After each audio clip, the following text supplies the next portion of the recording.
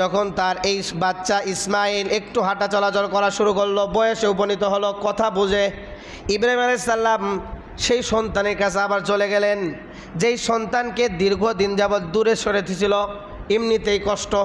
আবার সেই সন্তানের কাছে গেলেন কি হুকুম নিয়ে, এবার আর কাছে রাখার নয়, একবারে আল্লাহ তাআলার জন্য কুরবানি দেওয়ার হুকুম নিয়ে গেলেন।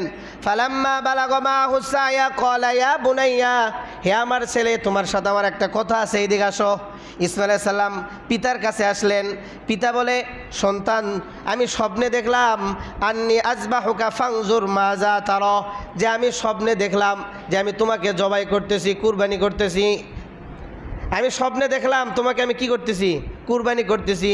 ইন্নী আরা ফিল মানামি আন্নী আযবাহুকা ফানজুর মাজা তারা, আমি স্বপ্নে দেখলাম তোমাকে আমি কুরবানি করতেছি, অতএব আমি তো একা একা সিদ্ধান্ত নিতে পারবো না, এটা আমার একার কাজ না, তোমারও কাজ।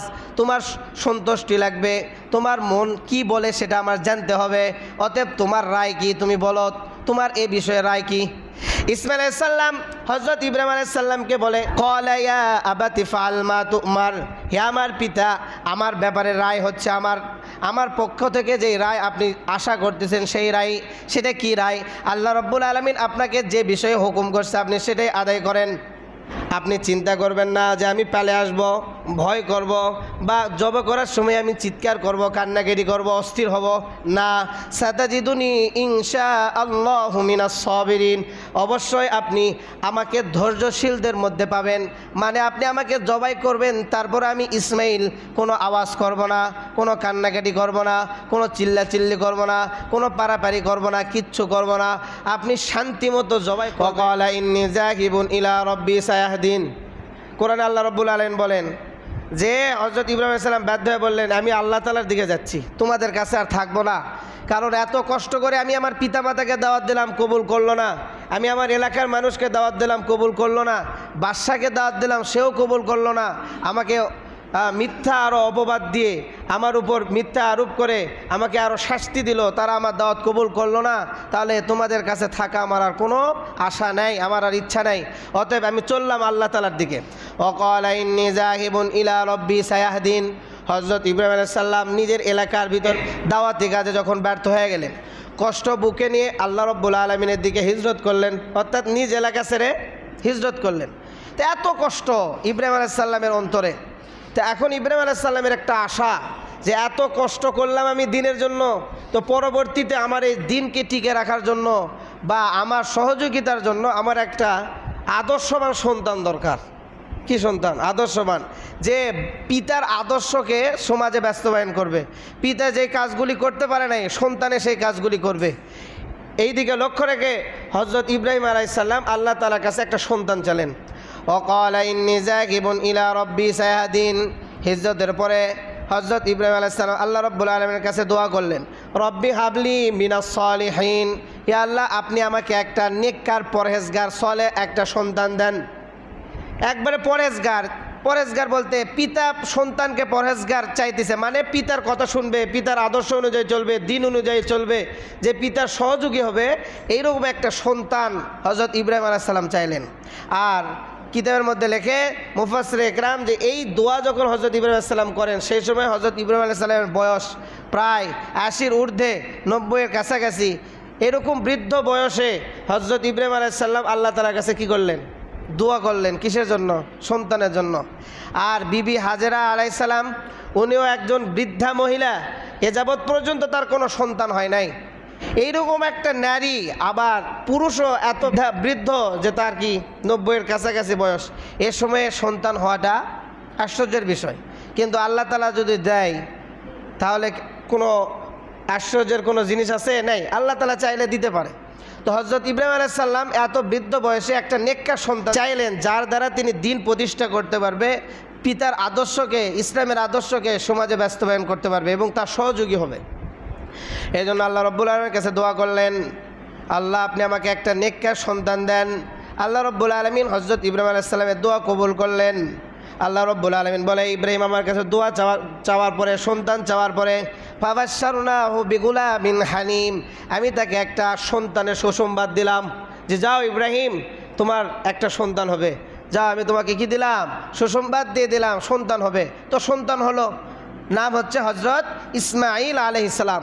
তো আল্লাহ রাব্বুল আলামিন হজরত ইব্রাহিম আলাইহিস সালামকে একটা সন্তান দিলেন, হজরত ইসমাইল আলাইহিস সালাম। তো বৃদ্ধ বয়সের সন্তান এমনিতেই মহব্বত বেশি, এমনিতে কি অনেক মহব্বত।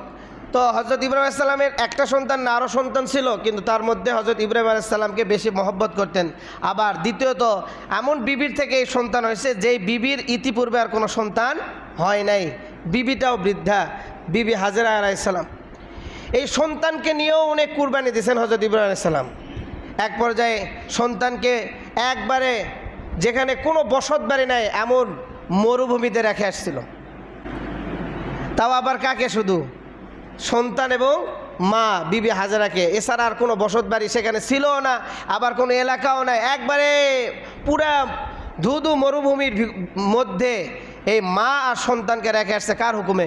আল্লাহর হুকুমে। এ সমস্ত ইতিহাসও আপনারা শুনছেন, কত কষ্ট ছোটো থেকেই।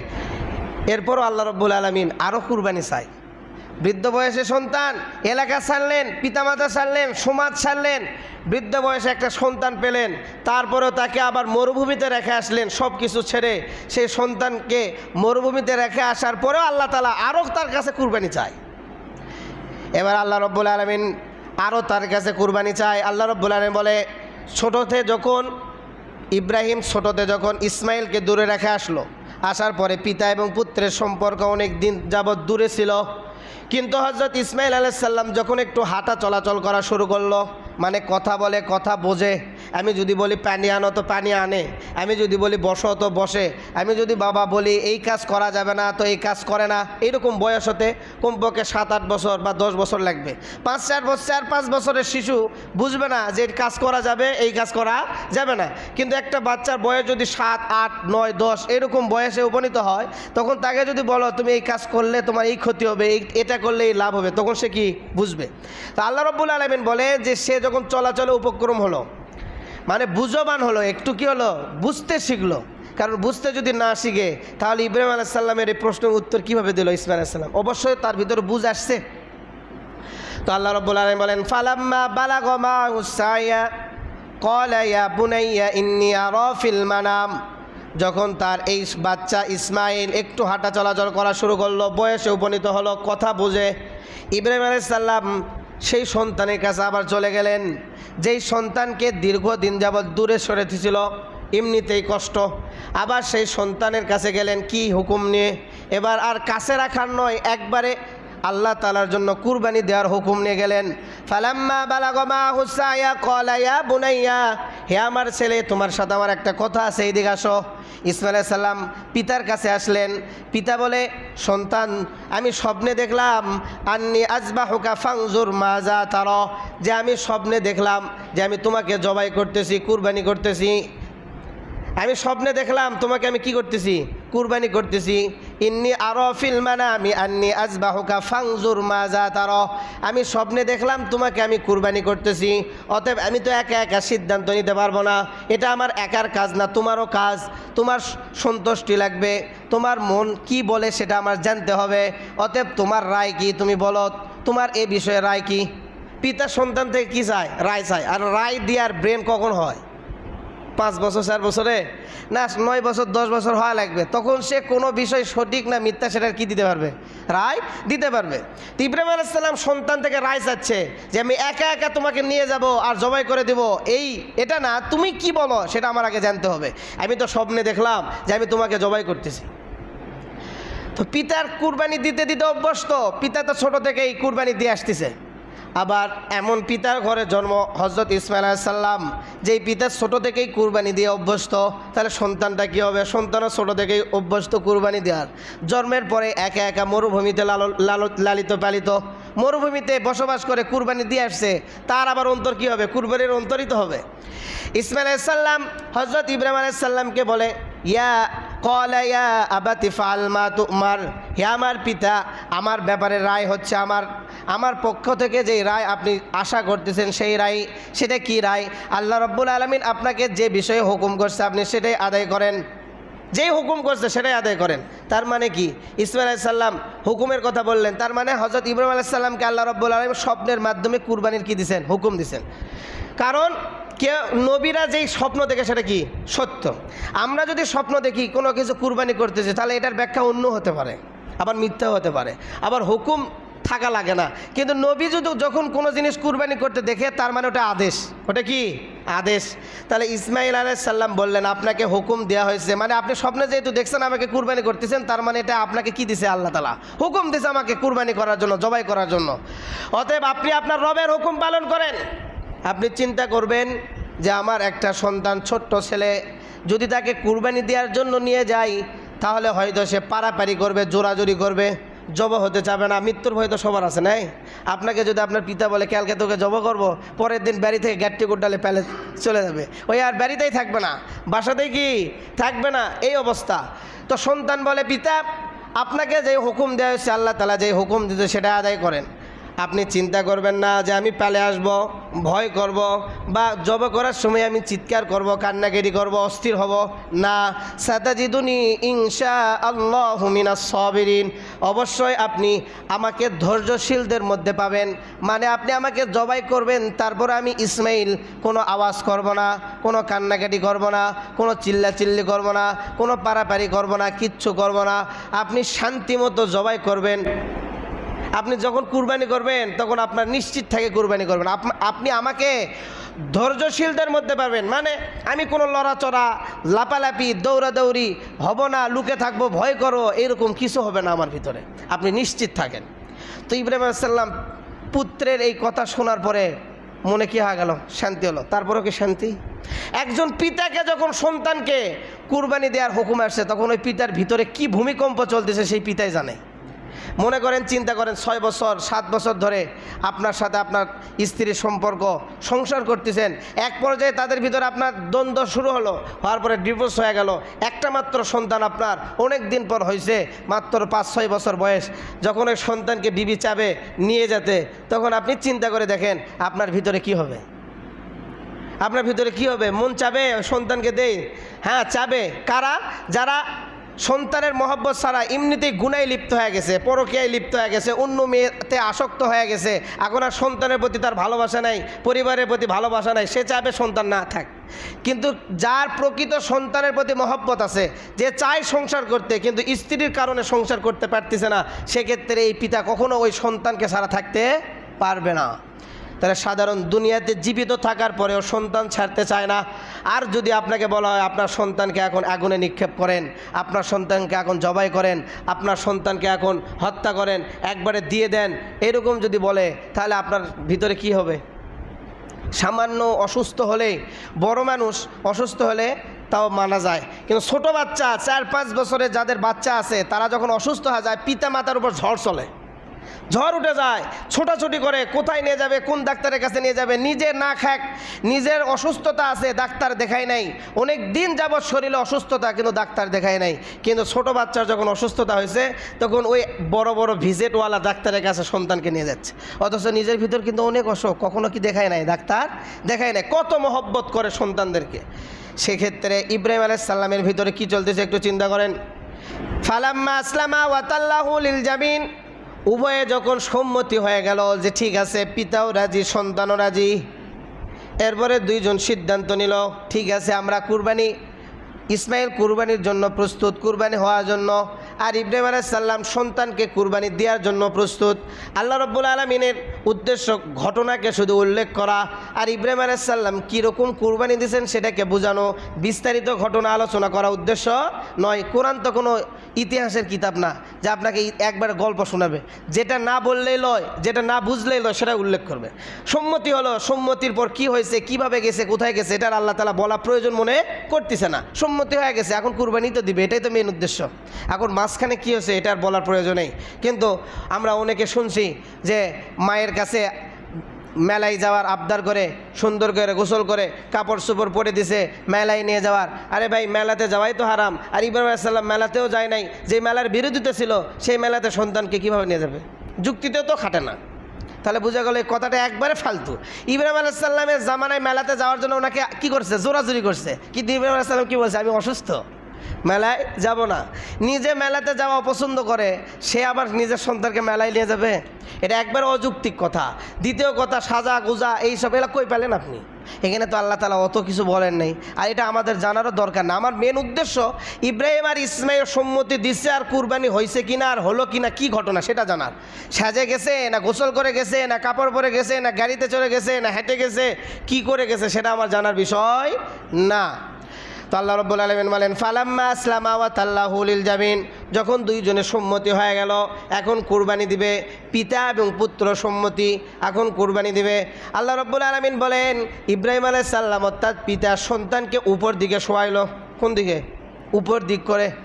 তো মুফাসসির কেরাম লেখেন উপর দিকে শোয়ানোর কারণ যাতে চোখে চোখ না পড়ে। পিতা আর সন্তানের চোখের মুখের দিকে যখন তাকাবে তখন তো আর জব করতে পারবে না, পারবে, মায়া জন্মাবে ভিতরে। এজন্য উল্টা দিক করে শোয়াইলেন। কোন দিক করে? উল্টা দিক করে। ইব্রাহিম আলাইহিস সালাম ইসমাইল আলাইহিস সালামকে উপর দিক করে শোয়ালেন, যাতে করে পিতার পুত্রের মুখামুখি না হয়। তো একবারে শেষ পর্যায়ে চলে আসছে, এখন কুরবানির জন্য প্রস্তুত, অর্থাৎ কুরবানি দিবে। আল্লাহ তাআলা তো দেখতেছে ইব্রাহিম আলাইহিস সালাম কত দূর যায়। মানে আল্লাহ রাব্বুল আলামিন যখন কোনো বান্দা থেকে কুরবানি নিতে চায় তখন সেই বান্দার শেষ প্রান্তটা দেখে, মানে শেষ পর্যন্ত যায় কি না। শেষে যাওয়ার পরে আল্লাহ তাআলা ফয়সালা দেয়। শেষে যাওয়ার পর আল্লাহ তাআলা কি দিবে? কুদরত দেখাবে। কিন্তু আপনি যদি না যান, শেষ পর্যন্ত যদি না যান, তাহলে তো আপনি উপর থেকে কী পাবেন না, কোনো ফয়সালা পাবেন না। আপনাকে কুরবানির শেষ প্রান্ত পর্যন্ত যেতে হবে। যে পর্যন্ত আপনাকে নিয়ে যাচ্ছে সে পর্যন্ত আপনি চলে যান। ইব্রাহিম আলাইহিস সালাম প্রস্তুত হলেন ছুরি নিয়ে ইসমাইল আলাইহিস সালামকে জবাই করে দেওয়ার জন্য কুরবানি দেওয়ার জন্য প্রস্তুত। হযরত ইব্রাহিম আলাইহিস সালাম ছুরি চালাবেন, এমন অবস্থায় আল্লাহ রাব্বুল আলামিন ডাক দেয় ওয়া নাদাইনাহু আইয়া ইব্রাহিম, আমি ইব্রাহিমকে ডাক দিলাম, থামো, হে ইব্রাহিম, থামো থামো থামো, তোমার কাছ থেকে আমি যেটা চাইছিলাম তুমি তো সেটা করে দিছো, এখন আর জব করার প্রয়োজন নাই, এখন দাঁড়াও, এখন আর তোমাকে জব করতে হবে না।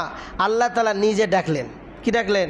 নিজে ডাক দিলেন। ওয়া নাদাইনাহু, আমি ডাক দিলাম ইব্রাহিমকে। কি ডাক দিলেন? কদ সাদ্দাকাতার রুইয়া, হে ইব্রাহিম, তুমি তো স্বপ্নকে সত্যে রূপান্তরিত করে দিছো। সুবহানাল্লাহ, তুমি তো তোমার স্বপ্নটাকে সত্যে রূপান্তরিত করছো, সত্য করে দিছো, প্রমাণিত করছো যে তুমি আসলে আমার জন্য নিজের সন্তানকে কুরবানি দেওয়ার জন্য 100% প্রস্তুত। অতএব আমি খুশি হয়ে গেছি। আমার উদ্দেশ্য তোমার সন্তানকে জবাই করা না, আমার উদ্দেশ্য তোমার অন্তরের ওই কুরবানিটা দেখা, যে আসলেই কি তুমি তোমার সন্তানকে আমার জন্য জবাই করতে প্রস্তুত কিনা। তো যেহেতু তুমি তোমার স্বপ্নটাকে বাস্তব রূপে রূপান্তরিত করছো, ইন্না কাযালিকা নাজিল মুহসিনিন, নিশ্চয় ওইটা হচ্ছে মুহসিনদের পুরস্কার। কি পুরস্কার? ইন্না হাযা লাহুল বালাউল মুবিন, আর তোমার কাছ থেকে আমি যে পরীক্ষাটা দিলাম এটা একবারে সুস্পষ্ট একটা পরীক্ষা ছিল। এটা একটা তোমাকে আমি কি করছি? পরীক্ষা করছি। আমি তোমার কাছ থেকে তোমার সন্তানকে চাই না, আমি তোমাকে শুধু পরীক্ষা করছি। এটা একটা একবারে পরিষ্কার স্পষ্ট একটা পরীক্ষা ছিল যেটা আমি তোমার কাছ থেকে নিলাম। যেহেতু তুমি পাস করছো, ওয়া ফাদাইনাহু বিযিবহিন আযীম, আল্লাহ রাব্বুল আলামিন বলেন ইব্রাহিম আলাইহিস সালামের এই কর্মটা, এই কুরবানিটা আমার কাছে এত বেশি পছন্দের হলো, এই জন্য আমি ইব্রাহিম আলাইহিস সালামের জন্য জান্নাত থেকে একটা পশু পাঠাইয়া দিলাম। সুবহানাল্লাহ, পশুটা কি এখানে উল্লেখ করে নাই, দুম্বা না অন্য কিছু সেটা উল্লেখ করে নাই। এক কথায় জান্নাতি পশু। জান্নাতি পশু বলতেই তো দামি পশু, এটা যেই পশুই হোক। তো ইব্রাহিম আলাইহিস সালামের জন্য আল্লাহ রাব্বুল আলামিন জান্নাত থেকে পশু কি করে দিলেন? পাঠাইয়া দিলেন, এবং ইব্রাহিম আলাইহিস সালাম ওই পশুটাকে কুরবানি করলেন। সুবহানাল্লাহ, সন্তান না। ওয়া তারাকনা আলাইহি ফিল আখিরিন, ইব্রাহিম তোমার এই কর্মটা আমার কাছে এত বেশি পছন্দের হয়ে গেছে, এত বেশি কবুল হয়ে গেছে যে তোমার এই রীতিটা, তোমার এই সুন্নতটা আমি পরবর্তী উম্মতের জন্য একবারে রেখে দিলাম। ওয়া তারাকনা আলাইহি ফিল আখিরিন, যতদিন কিয়ামত হয় নাই ততদিন তোমার এই আমল জারি থাকবে দুনিয়ায়। সুবহানাল্লাহ, এত বেশি পছন্দের। সালামুন আলা ইব্রাহিম, শুধু তাই না, পরবর্তীতে যত লোক আসবে সবাই তোমার এই ঘটনা শোনার পরে, তোমার এই আলোচনা শোনার পরে তোমার প্রতি সালাম নাজিল করবে, তোমাকে সালাম দিবে। সালামুন আলা ইব্রাহিম, সবাই বলেন সালামুন আলা ইব্রাহিম, হে ইব্রাহিম, তোমার এই ঘটনাটা তোমার এই কুরবানিটা আমার কাছে এত পছন্দের যে তোমার জন্য আমি জান্নাত থেকে পশু পাঠাইলাম, আর তোমার এই কুরবানিটাকে আমি কিয়ামত পর্যন্ত আদর্শ হিসাবে বাস্তবায়ন করব। শুধু তাই না, যারা তোমার নামে, তোমার জন্য তোমার এই সুন্নত আদায় করে আমার জন্য কুরবানি করবে, তোমার এই ঘটনা শোনার পরে সবাই তোমার উপর সালাম বর্ষিত করবে, সবাই তোমার উপর সালাম বর্ষিত করবে, সবাই তোমাকে সালাম দিবে। কাযালিকা নাজজিল মুহসিনিন, আর এটাই হচ্ছে মুহসিনদের উত্তম জাযা, পুরস্কার। ইন্নাহু মিন ইবাদিনাল মুমিনিন, আর ইব্রাহিম আলাইহিস সালাম আমার উত্তম একবারে বুজুর্গ বান্দা, খালেস বান্দাদের মধ্যে হইতে একজন বান্দা। এই হচ্ছে ইব্রাহিম আলাইহিস সালামের সংক্ষিপ্ত ঘটনা, যেটা আল্লাহ রাব্বুল আলামিন কোরআনে বলছে। এর বাহিরে বিস্তারিত ঘটনা জানা আমাদের কোনো প্রয়োজন নেই। যেমন অনেকে এই ঘটনার সাথে সম্পৃক্ত আরও কিছু বলে যে ইব্রাহিম আলাইহিস সালাম ইসমাইল আলাইহিস সালামকে জব করার জন্য চোখে কাপড় বেচছে, ইসমাইলের চোখে কাপড় বেচছে, এগুলি কোনো কিছু এখানে শুনলেন নেই, এগুলি বলার কোনো প্রয়োজন নেই। কাপড় বেচছে কি বাজে নাই, তুমি কোথা থেকে দেখলা? উপর করে শুইছে, তো উপর করে শোয়ালে কি আর চোখে কাপড় বাঁধার প্রয়োজন আছে? বলেন না, প্রয়োজন আছে? নেই। তাহলে কাপড় বাঁধলো কি বাঁধলো না এটা জানার কোনো প্রয়োজন নেই, আর এটা বলারও কোনো প্রয়োজন নেই। আল্লাহ রাব্বুল আলামিন আমাকে, আমার ইয়াকিন হবে, বিশ্বাস হবে, এবং ইব্রাহিম আলাইহিস সালামের প্রতি আমার মায়া জন্মাবে, তার প্রতি আমার সালাম জবানে বের হবে। এইরকম ঘটনা আল্লাহ রাব্বুল আলামিন কোরআনে পরিষ্কার করে বলে দিয়েছেন। এর বাহিরে বেশি আলোচনা করা আর এখানে রং দেওয়া আর এটাকে সাজানোর জন্য মানে অনর্থক কিছু কথাবার্তাকে যুক্ত করা, এটা কোরআনের বিরোধী। আল্লাহ তাআলা যতটুকু বলছে এতটুকু আমার জন্য যথেষ্ট। এই হচ্ছে হযরত ইব্রাহিম আলাইহিস সালামের কুরবানি, যেটা আমাদের জন্য আল্লাহ রাব্বুল আলামিন কিয়ামত পর্যন্ত কি করছেন? বিধান করে দিয়েছেন। শুধু কার সুন্নত আদায়ের জন্য? হযরত ইব্রাহিম আলাইহিস সালামের সুন্নত আদায়ের জন্য।